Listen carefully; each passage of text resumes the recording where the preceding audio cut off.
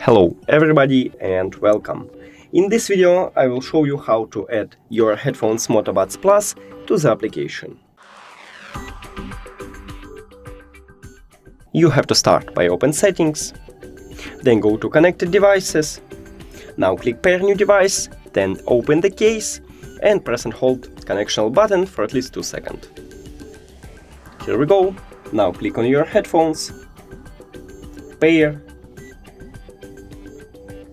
After that, hide the settings and open Moto application. Click Learn, Skip, Allow, and that's it. Thank you for watching this video. If you found it helpful, please consider subscribing to the channel and leave the like on the video. It's really important to us. See you later!